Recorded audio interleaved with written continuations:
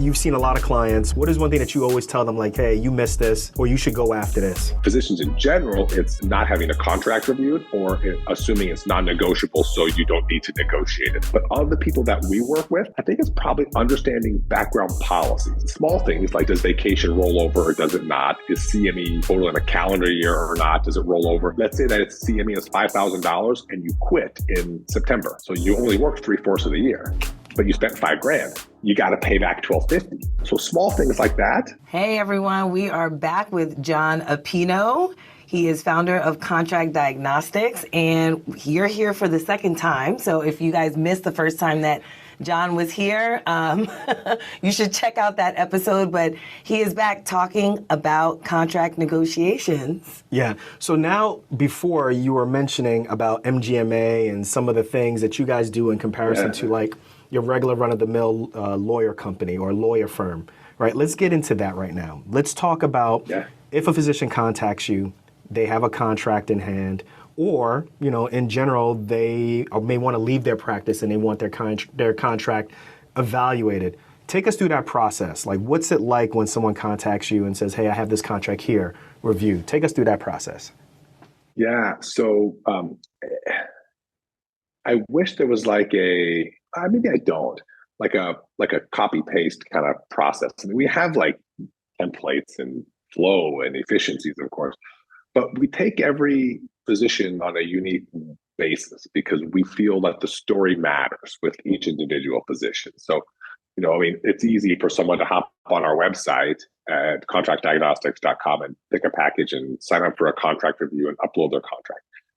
But they get asked a lot of questions when they do that, right? What's the nature of the employment? Is it a W-2 job or a contract job? Are you anesthesia or cardiac anesthesia? Are you, you know, how long have you been out of training? You know, where is the position at? And, you know, what are your concerns and questions in it? That's kind of a baseline for us to kind of capture a story.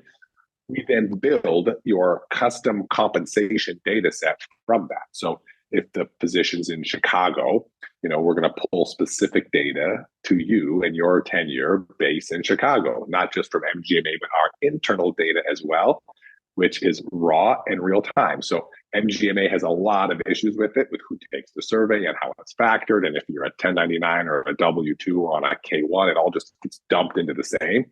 Our data is specific. So here's our W-2 people. Here's those on a 1099 independent contractor. Here's those who get a K-1.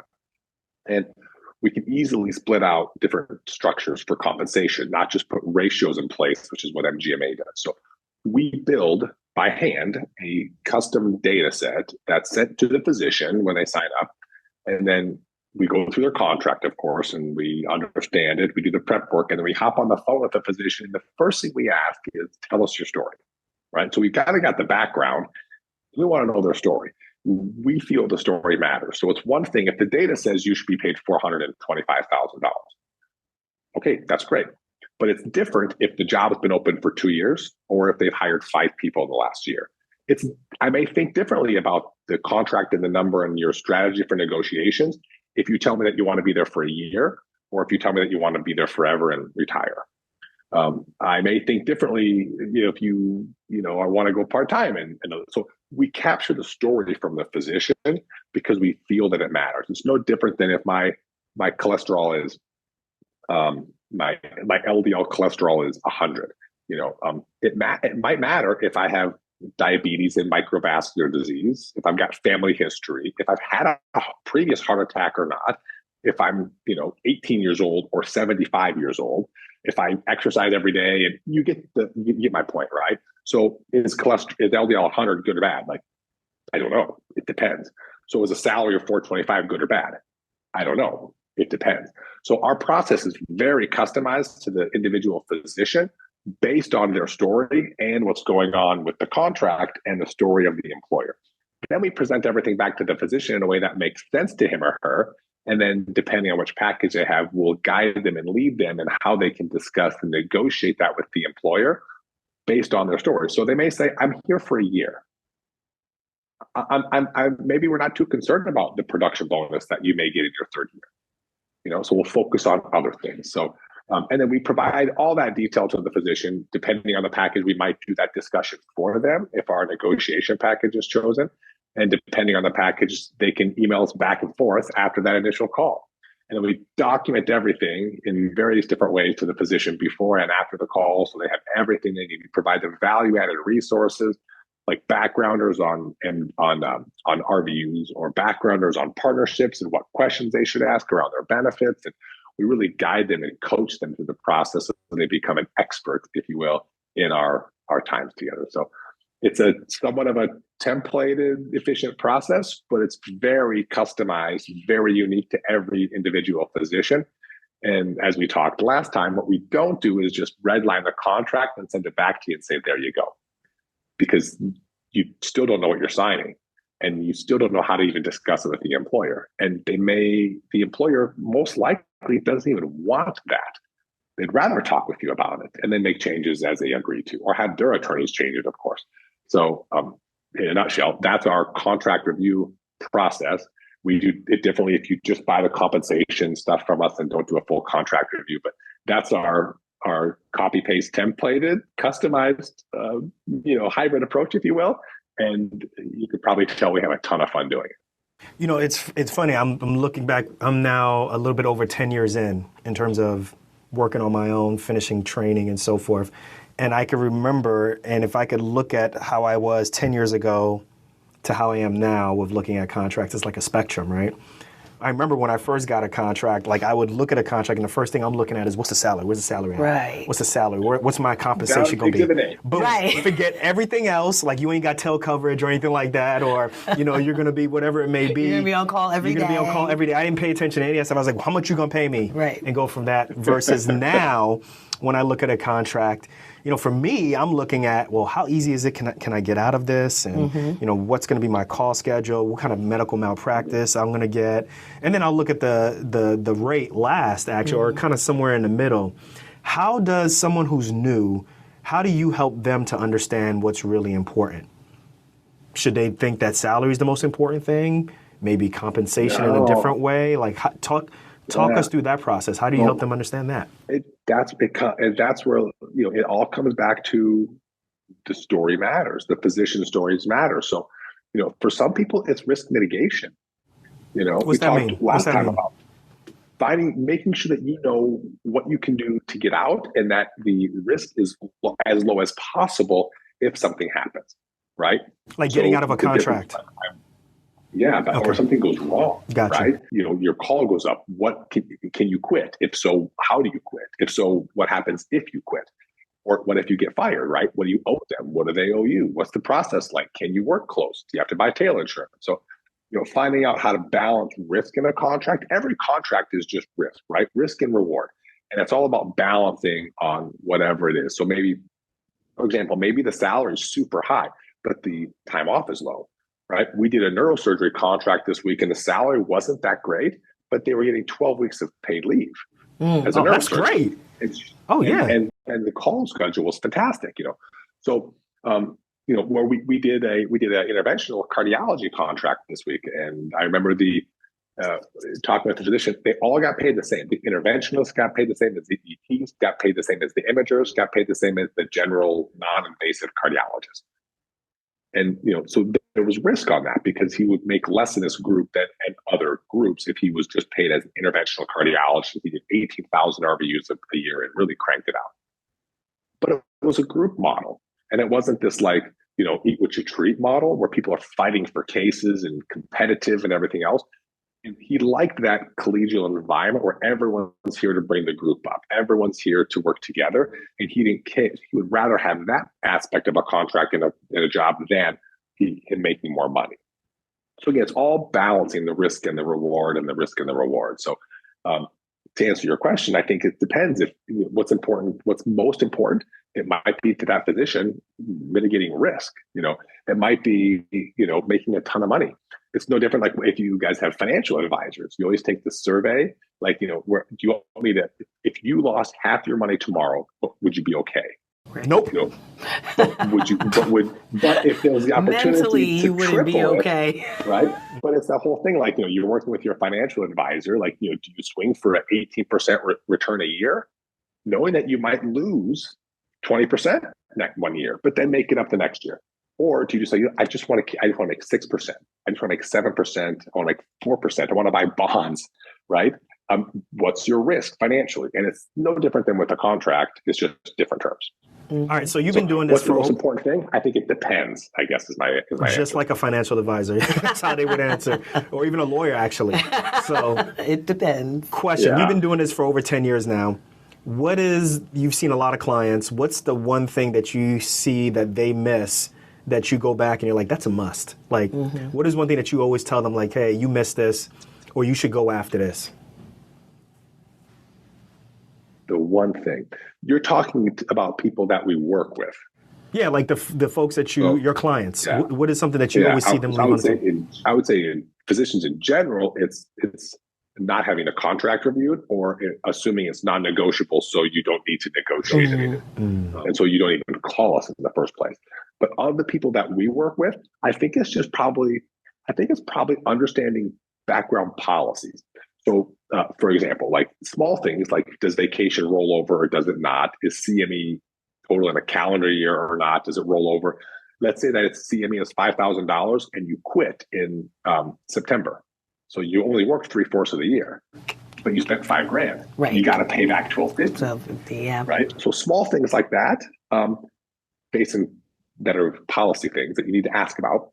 But they can also be bigger things, like, let's say, a quality bonus that's paid at the end of the year.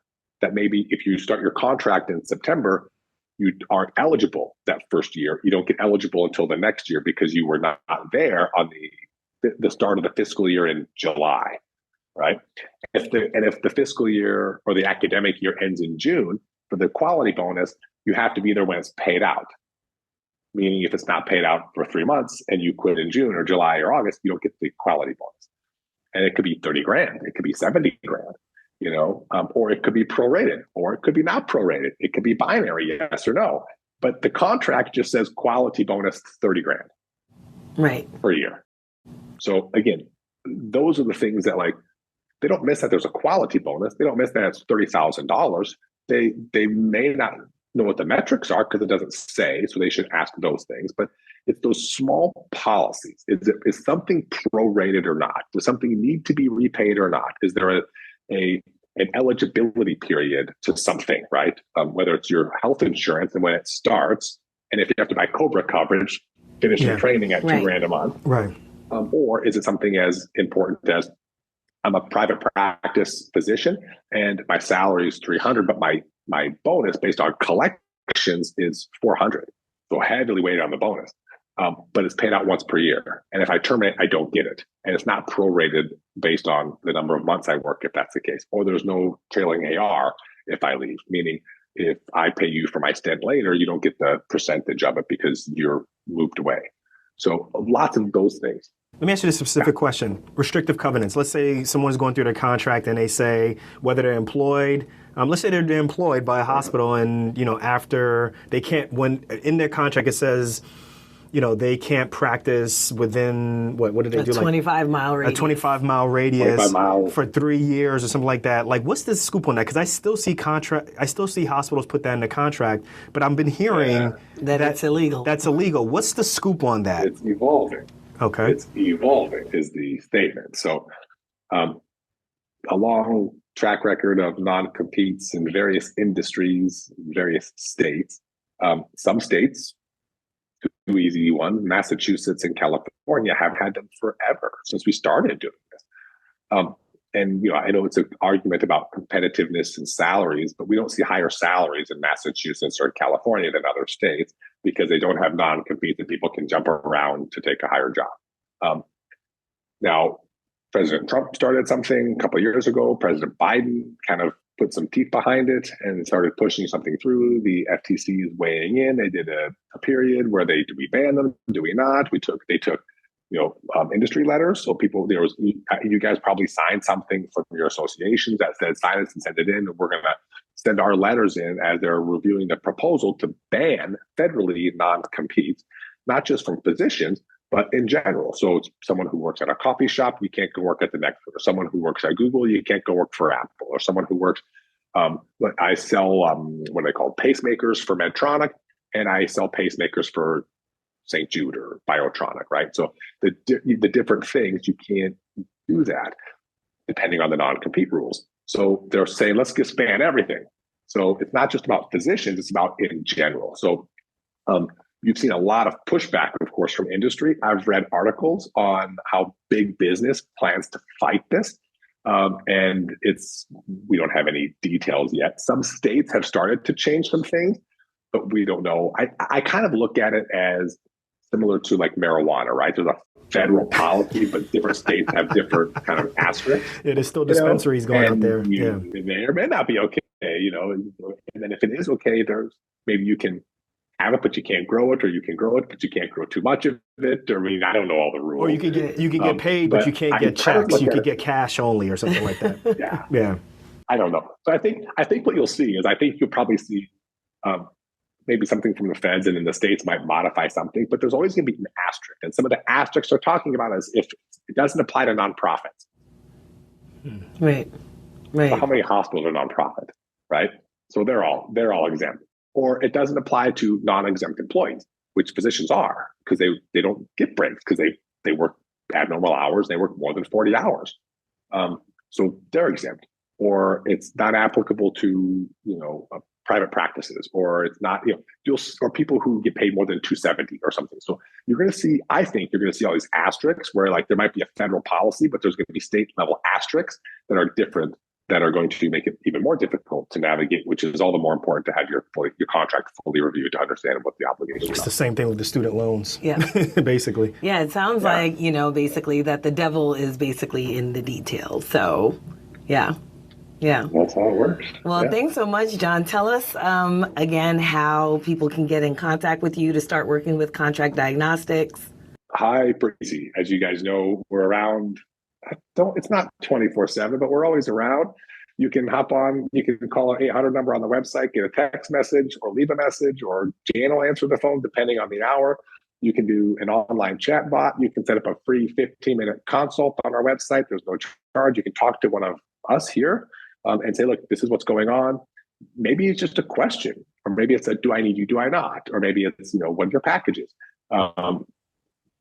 We've got lots of different things that you can ask us, of course, and there's no charge for those. They're not sales pitches. It's a free consult. You can sign up for one of our lectures on our website and everything, contractdiagnostics.com. You can Google us or click on the links. I think there's probably some below or above or wherever they are in this thing. But yeah, it's super easy to find us, and info@contract diagnostics is always a super simple way to get redlined right over to Jan. So awesome. Well, thank you, everyone. The links are going to be in the show notes, in the show description, and sounds like Contract Diagnostics does everything but house calls. So no excuses. Okay, everybody. Thanks again, Jon. We'll see you on the next one. Yes, anytime. Always fun.